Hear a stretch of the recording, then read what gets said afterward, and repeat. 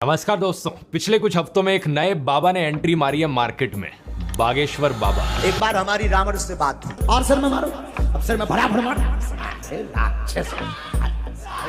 आप पूछोगे कि क्या खासियत है इन बाबा की, तो भाई बताया जा रहा है कि चमत्कारी तरीके से ये बाबा लोगों की प्रॉब्लम समझ लेते हैं और बड़े ही चमत्कारी सॉल्यूशंस देते हैं लोगों की प्रॉब्लम्स को लेकर। इसके सर में मारो जरा, गला पकड़ इसका, गला पकड़। लेकिन इतना काफी नहीं है, इसके ऊपर थोड़ा हिंदू मुस्लिम छिड़क दो तो न्यूज वाले आज के दिन वैसे ही आपको पॉपुलर बना देंगे। सैटायरिस्ट रॉफल गांधी ने इस पर एक मजेदार बात कही, बागेश्वर बाबा वाला पाखंड तो ईसाई मिशनरी और झाड़ फूक वाले मौलवी भी करते हैं, तो फिर बागेश्वर बाबा का विरोध क्यों? क्या हिंदू आज के दिन बिना रोक टोक के मूर्ख भी नहीं बन सकता? सही बात नहीं है दोस्तों। लोग IITN बनते हैं आज के दिन, कुछ लोग साइंटिस्ट बनते हैं, कुछ लोग IAS बनते हैं। अगर कुछ लोग बेवकूफ बनना चाहें तो क्यों नहीं बन सकते वो बेवकूफ? सबको मूर्ख बनने का अधिकार है और सभी। तो दोस्तों आज हम लोग देखने वाले ध्रुव प्राटी की वीडियो। ध्रुव प्राटी ने बाबा बागेश्वर के ऊपर रिएक्ट किया है। वीडियो क्यों रिएक्ट किया है, क्यों उनको फ्रॉड बोला जा रहा है? वीडियो का टाइटल है relative of Bageshwar Dham Baba another fraud.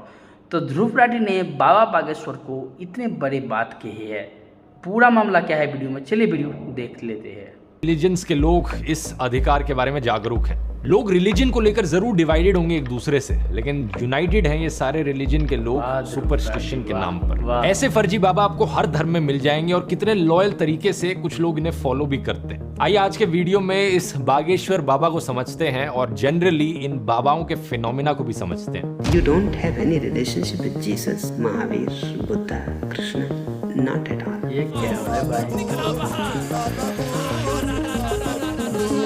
They teach you to love Jesus. Why? Because he turned water into wine. अध्यात्म तो चमत्कारों के विरुद्ध खड़ा होता है और अंधविश्वास के विरुद्ध खड़ा होता है। जो लोग ऐसा काम कर रहे हैं वो वैज्ञानिक तो नहीं है, वो आध्यात्मिक भी नहीं है। तो बागेश्वर बाबा से शुरुआत करें तो इसके पीछे जो इंसान है वो है धीरेंद्र शास्त्री। मध्य प्रदेश के गांव से आता है, वहां पर एक आश्रम भी चलाता है जिसका नाम है बागेश्वर धाम। दैनिक जागरण की रिपोर्ट के अकॉर्डिंग इसका असली नाम एक्चुअली में है धीरेंद्र कृष्णा गर्ग और इसकी उम्र सिर्फ 26 साल, यानी एज में ये मुझसे भी छोटा है। इमेजिन करके देखो, 26 साल का लड़का यहाँ पर एक बाबा बन गया। कहीं ऐसा ना हो कि आने वाले सालों में हमें देखने को मिले कि 15-16 साल के लड़के भी स्कूल से ड्रॉप आउट करके बाबा बनने की सोच रहे हो। लेकिन एनीवेज धीरेंद्र की बात करें तो ये पहली बार खबरों में आया अपने कम्युनल भड़काऊ भाषण की वजह से। पिछले साल अप्रैल की बात है, मध्य प्रदेश में सागर में प्रवचन चल रहा था इसका और इसने कहा सब हिंदुओं एक हो जाओ और पत्थर फेंकने वालों के घरों पर बुलडोजर चलवाओ। निवेदन है सब हिंदू एक हो जाओ और पत्थर मारने वालों के घर पर बुलडोजर चलवाओ। बड़ा ही ऑब्वियस पॉलिटिकल रेफरेंस जो उत्तर प्रदेश में किया जा रहा है, इस पर मैंने एक अलग से वीडियो भी बनाया था। लेकिन इसके बाद इसने कहा सब अपने हाथ में हथियार उठा लो, मतलब सब हथियार उठा लेंगे अपने हाथों में तो पुलिस क्या करेगी? पुलिस की अपनी जॉब छोड़ दे और बाबा बनने बैठ जाए। लॉयर्स और जजेस और लॉ एंड ऑर्डर का क्या? लो जग जाओ, अब सब हिंदू अपने हाथ में हथियार उठा लो और कह दो हम सब हिंदू एक हैं। बड़ी ही ऑब्वियस बात है कि ये कम्युनल भड़काऊ भाषण था, पब्लिक पीस को डिस्टर्ब करने की कोशिश थी। लेकिन जैसा कि हम जानते हैं हमारे देश में लॉ एंड ऑर्डर की क्या हालत है, कोई अरेस्ट नहीं किया गया। कुछ दिन बाद धीरेंद्र कहता है कि मैं बाबा नहीं ढाबा हूँ, ऐसी गलती बार बार करता रहूंगा। हमें पता ही नहीं कि हम बाबा हैं ही नहीं, हम तो ढाबा हैं। अब मानो लॉ एंड ऑर्डर का अपमान करना काफी नहीं था, धीरेंद्र अगली बार फिर से खबर में आता है एलिजिडली अनटचेबिलिटी प्रैक्टिस करने के लिए। इस वीडियो को देखिए जहां पर इसके डिवोटीज इसके पैरों पर गिर जाते हैं और ये अपने पैर आगे करता है इसके लिए। अच्छा ले पढ़ लो, मैं बाहर लगा और पढ़ लो एक में। अब ये तो चलो फिर भी आम बात है, लेकिन एक और केस में जहां पर एक और बंदा इसके पैरों पर गिरने आया तो इसका रिएक्शन कुछ अलग था। बस छूना नहीं है, मैं अछूत आदमी है ना छू। अब अगर इसके रीसेंट एपिसोड पर आए तो हाल ही में धीरेंद्र नागपुर आया था राम कथा के लिए और यहां पर इसने वही किया जो ये नॉर्मली करता है, लोगों के दिमाग को पढ़ना, माइंड रीड करना और अपने बड़े ही चमत्कारी सॉल्यूशंस प्रोवाइड करना लोगों की प्रॉब्लम्स के। यहां पर हमारी कहानी में एंट्री होती है श्याम मानव की। श्याम मानव नेशनल कन्वेनर है महाराष्ट्र अंधश्रद्धा निर्मूलन समिति के। ये एक ऑर्गेनाइजेशन है जिसे 1980s में नरेंद्र दाभोलकर के द्वारा फाउंड किया गया था। जैसा कि आप इसका नाम सुनकर ही समझ सकते हो, इस ऑर्गेनाइजेशन का पर्पस था अंधविश्वास और सुपरस्टिशन के अगेंस्ट फाइट करना। लेकिन अगस्त 2013 में अनफॉर्चुनेटली क्या होता है कि नरेंद्र दाभोलकर की गोली मारकर हत्या कर दी जाती है। पुणे में ये मॉर्निंग वॉक पर निकले थे एक दिन। ऑब्वियसली इसके पीछे कट्टर लोग रिस्पॉन्सिबल होते हैं, लेकिन अच्छी चीज ये होती है कि 4 महीने बाद दिसंबर 2013 में महाराष्ट्र में एक लॉ पास किया जाता है ह्यूमन सैक्रिफाइस, सुपरस्टिशन और ब्लैक मैजिक के अगेंस्ट। ये इस ऑर्गेनाइजेशन के लिए एक बहुत बड़ी जीत थी, क्योंकि सालों से ये कैंपेनिंग चल रही थी सुपरस्टिशन और ब्लैक मैजिक के खिलाफ एक कानून बनाया जाए। नरेंद्र दाभोलकर के बाद इस काम को आगे कंटिन्यू रखते हैं श्याम मानव। ये ऑर्गेनाइजेशन के साथ शुरू से ही रहे हैं जब से इसकी इंसेप्शन हुई है, और ये अपने आप को एक सनातनी हिंदू कहते हैं, ठीक उसी तरीके से जैसे गांधी जी और स्वामी विवेकानंद भी अपने आप को सनातनी हिंदू मानते थे। एक तो अपने आप को सनातनी हिंदू कहता हूँ, महात्मा गांधी भी अपने आप को सनातनी हिंदू कहते थे और स्वामी विवेकानंद जी भी अपने आप को सनातनी हिंदू कहते थे। ये कहते हैं कि ये किसी भगवान या किसी के धर्म के खिलाफ नहीं है, बल्कि ये उस लूटमारी और उस फ्रॉड के खिलाफ है जो धर्म के नाम पर हो रही है। जो इनका काम है वो अकॉर्डेंस में है कॉन्स्टिट्यूशन ऑफ इंडिया के। दैनिक भास्कर की एक रिपोर्ट हमें बताती है कि श्याम मानव 200 से ज्यादा बाबाओं का भांडाफोड़ कर चुके हैं। इनका पहला बड़ा केस था लेजेंडरी शकुंतला देवी को लेकर, जिन्हें ह्यूमन कंप्यूटर नाम से जाना जाता है। श्याम मानव कहते हैं कि ये उनके मैथमेटिक्स प्रोग्राम्स के खिलाफ नहीं थे, लेकिन धीरे धीरे उन्होंने एस्ट्रोलॉजी और फ्यूचर प्रेडिक्शन जैसी चीजें शुरू कर दी थी, तब उनका इन्होंने भांडाफोड़ किया। पुलिस ने शिकायत दर्ज करी और FIR भी लिखी गई। जिस कार्यक्रम से वो नागपुर आई थी, उस कार्यक्रम को छोड़ के उन्हें भागना भी पड़ा। शकुंतला देवी, जिनका नाम Guinness book of world records में रिकॉर्ड हुआ था, वो नागपुर में आई, उसने एडवर्टाइजमेंट शुरू की, God can tell correct fortune, so can Shakuntala Devi. ये पहला बड़ा केस था इनका, और शकुंतला के चमत्कार और उनकी भविष्यवाणी सब बंद हो गई इसके बाद। एक और बड़ा केस था इनका फॉरेन मिशनरीज को लेकर। ये बताते हैं कि कैसे 5 मिशनरी नागपुर आए हुए थे। एक ऐसी सभा करते हैं वो जहां पर अंधे को दिखने लग जाता है, बहरे को सुनने लग जाता है, ऐसे चमत्कारों का दावा करते हैं। उस वक्त इन्होंने 1986 के ड्रग्स और रेमेडीज एक्ट का इस्तेमाल किया अपनी फाइट करने के लिए। उस कानून के तहत इन्होंने इन 5 मिशनरी के खिलाफ शिकायत दर्ज करी, और देश में पहली बार ऐसा हुआ कि 4 विदेशी मिशनरियों को अरेस्ट किया गया। तो अपनी अभी की कहानी पर वापस आए तो धीरेंद्र शास्त्री नागपुर जाते हैं। श्याम मानव को पता चलता है कि ये राम कथा के लिए गए हैं। इन्होंने कहा ये तो अच्छी चीज है और इसे वेलकम किया जाना चाहिए, लेकिन फिर इन्हें पता चलता है कि ये बाबा अपना दिव्य दरबार होल्ड करते हैं, जहां पर ये चमत्कार करते हुए दिखाते हैं। कहा जाता है कि ये नागपुर में 7 और 8 जनवरी को होगा।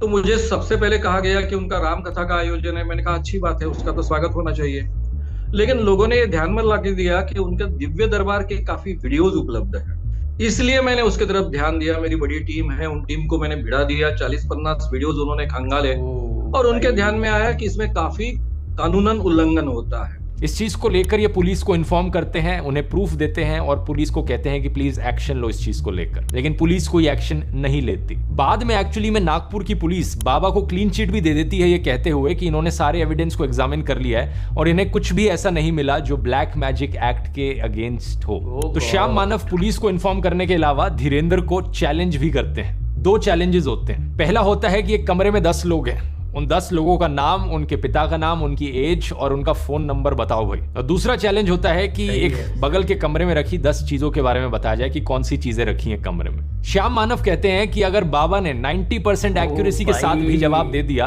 तो उन्हें 30 लाख रुपए का इनाम देंगे ये। और अगर ये चैलेंज जीत गए तो श्याम मानव अपना माथा उनके पैरों पर टिका देंगे, माफी मांगेंगे और अपनी पूरी ऑर्गेनाइजेशन को बंद कर डालेंगे। तो आगे क्या होता है? क्या बागेश्वर बाबा इस चैलेंज को एक्सेप्ट करते हैं? इवेंट के पोस्टर पर लिखा था दोस्तों कि ये इवेंट 13 जनवरी तक चलेगा, लेकिन धीरेंद्र नागपुर की ओर निकल लेता है 11 जनवरी को ही। श्याम मानव इसे भगोड़ा करके पुकारते हैं कि चैलेंज एक्सेप्ट नहीं कर पाया इसलिए ये निकल लिया। कुछ हिंदुत्व ऑर्गेनाइजेशंस को इससे बड़ी तकलीफ हो जाती है और वो श्याम मानव का पुतला जलाने लगते हैं। इसके बाद एक्चुअली में श्याम मानव को डेथ थ्रेट्स भी दिए जाते हैं कि नरेंद्र दाभोलकर के साथ जो हमने किया था वो तुम्हारे साथ भी करेंगे, अनदर नरेंद्र दाभोलकर।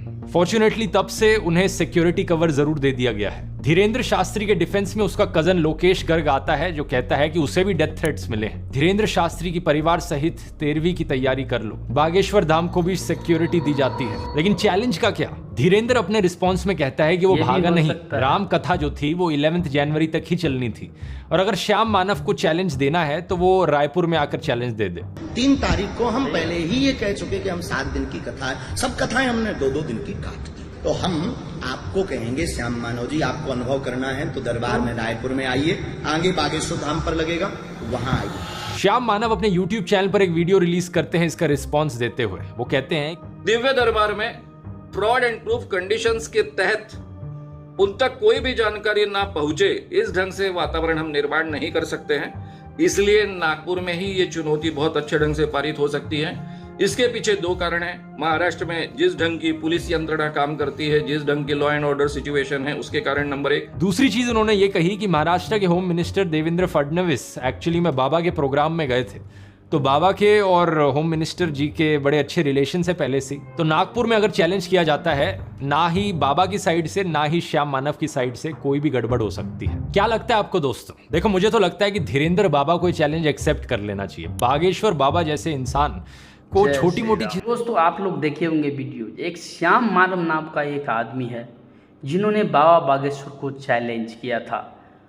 जो श्याम मानव जी है, उन्होंने 10 आदमी को नाम लिखे, कुछ घर में सामान रखा और कहा बाबा बागेश्वर से अगर इसमें से अगर 99% भी सवालों का अगर सही जवाब दे देगा बाबा बागेश्वर, तो उनको 30 लाख रुपये दिए जाएंगे इनाम। बाबा बागेश्वर को श्याम मानव जी ने ऐसे कहा, लेकिन बाबा बागेश्वर ने वो चैलेंज स्वीकार नहीं किया, क्योंकि बाबा बागेश्वर को कहना है कि हमारा कथाएं जितना दिन का था पूरा हो चुका था, हम इसलिए नागपुर से आ चुके थे। तो दोस्तों, हम कहते हैं कि इसमें बाबा बागेश्वर का भी कोई दोष, कोई कसूर नहीं है, क्योंकि बाबा बागेश्वर फिर से कहे श्याम मानव जी को कि आपको अगर हमारे साथ चैलेंज ही करना है तो हमारा धाम आइए, और जो भी आप चैलेंज देंगे हम उसको पूरा करेंगे। तो मुझे कहीं से भी बाबा बागेश्वर जो है फ्रॉड नहीं लगा। लोगों की आस्था है, भावना है बागेश्वर बाबा से कि उनके पास कुछ ऐसे दिव्य शक्तियाँ हैं और चमत्कार करते हैं। देखिए दोस्तों, जब तक आदमी को भूख नहीं लगता तब तक लोग को खाने का मन नहीं करता। जब तक बाबा बागेश्वर में कुछ है ही नहीं ऐसा, तब तक लोग क्यों उनको पास जाते हैं, क्यों उनके लिए इतने मरते हैं, क्यों उनके इतने भक्त हैं, क्यों उनके इतने फैंस है। सबको इतने फैंस नहीं हो करते। जब तक किसी में कुछ छुपा नहीं होता तब तक कुछ दिखता नहीं भाई। बाबा बागेश्वर में तो ऐसा कुछ है जो लोगों को अपने तरफ खींच रहे हैं। ऐसा क्या है? मुझे नहीं लगता कि ध्रुव राठी जो ये वीडियो बनाए, वो जो भी बनाए अपना हिसाब से सही था, लेकिन बाबा बागेश्वर अपना जगह पर सही है। तो दोस्तों, आप लोगों को ये वीडियो कैसा लगा? अगर अच्छा लगा होगा तो लाइक कर दीजिएगा। फिर मिलेंगे अगले वीडियो में, तब तक के लिए विदा लेते हैं। जय श्री राम। कभी याद करे जो जमाना, माटी पे मर मिट जा।